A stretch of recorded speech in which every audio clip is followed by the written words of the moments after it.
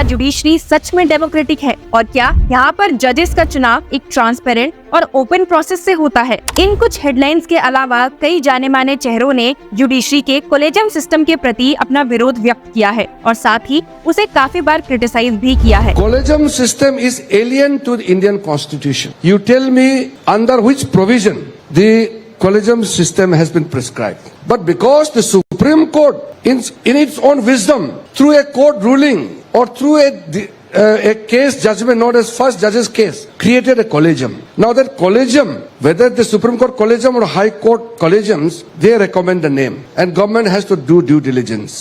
Transparency का वादा, लेकिन एक क्लोज डोर मीटिंग में जहां पर गवर्नमेंट का कोई रोल नहीं है। कॉलेजियम नाम तय करके यहाँ भेजते हैं, उसके अलावा सरकार के पास कोई अधिकार नहीं है कि जजों का अपॉइंटमेंट के लिए हम नए नाम ढूंढें।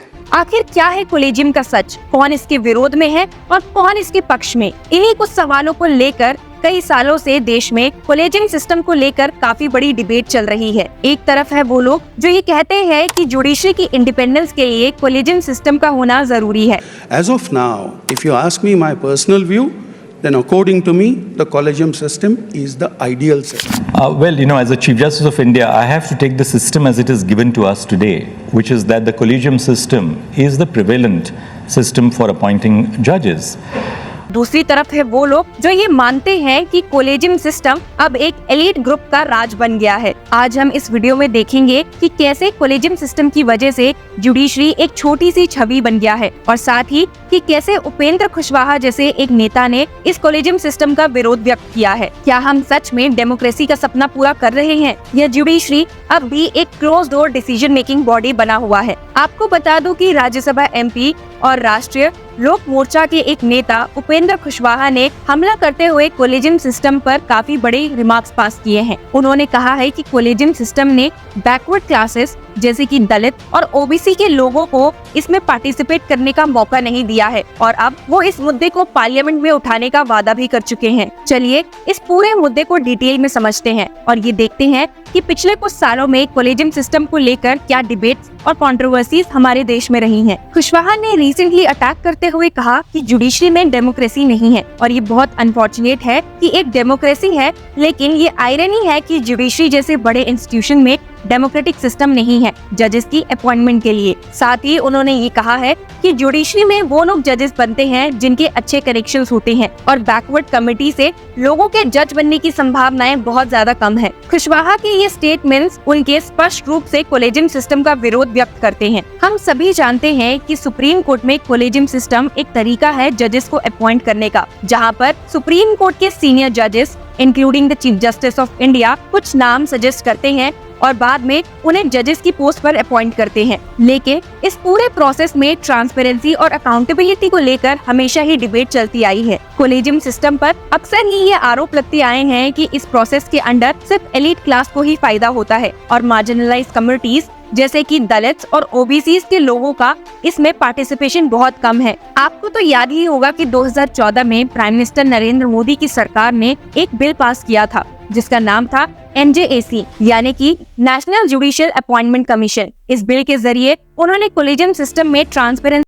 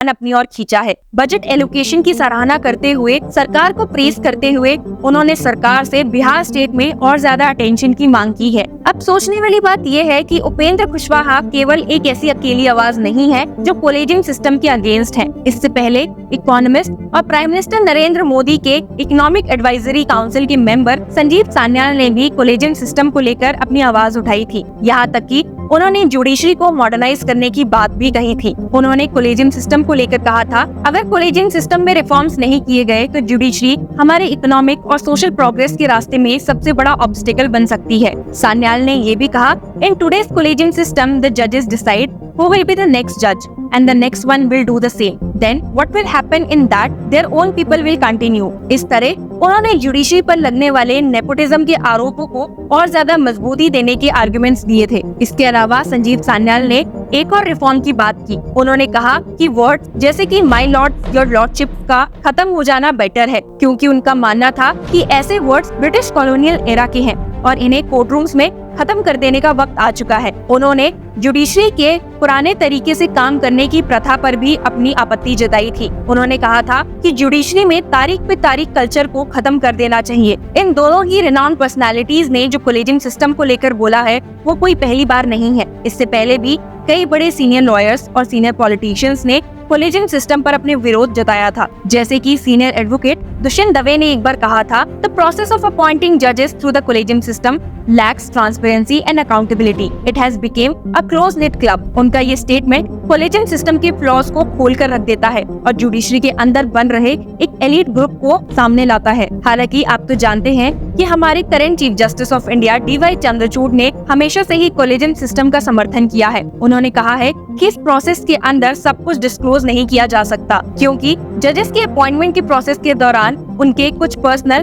और प्रोफेशनल कॉन्फिडेंशियल्स भी होते हैं जिन्हें उन्हें संभाल के रखना होता है। उन्होंने कहा था, when we deal with people's judges under consideration, intimate and private aspects of people's life, we have to be conscious of the fact that you can't, in the process of selection, open up every aspect of their lives to the society at large. अंत में मैं बस इतना ही कहना चाहूंगी कि उपेंद्र कुशवाहा के criticisms को सुनकर ऐसा लगता है कि बरसों से चली आ रही कॉलेजियम सिस्टम पर डिबेट पर रिफॉर्म्स लाने की जरूरत है। ये जरूरी है कि जुडिशरी के अंडर इंक्लूसिविटी और मार्जिनलाइज्ड कम्युनिटीज के लोगों की रिप्रेजेंटेशन हो। कुशवाहा के इन्हीं क्रिटिसिज्म्स की वजह से एक बार डिबेट फिर खुल चुकी है कि क्या जुडिशरी में डेमोक्रेसी होने की जरूरत है या नहीं, और क्या कॉलेजियम सिस्टम एक ऐसा फ्लॉड प्रोसेस है जिसमें एलीट क्लास का राज बना हुआ है। और सबसे जरूरी ये कि NJAC जैसे ऑल्टरनेटिव मैकेनिज्म क्या जुडिशरी को बेटर बनाने के लिए सही ऑप्शन रहेंगे या नहीं। आप इन सवालों को किस तरह देखते हैं, हमें कमेंट सेक्शंस में बताइए। Till then, keep following law चक्रा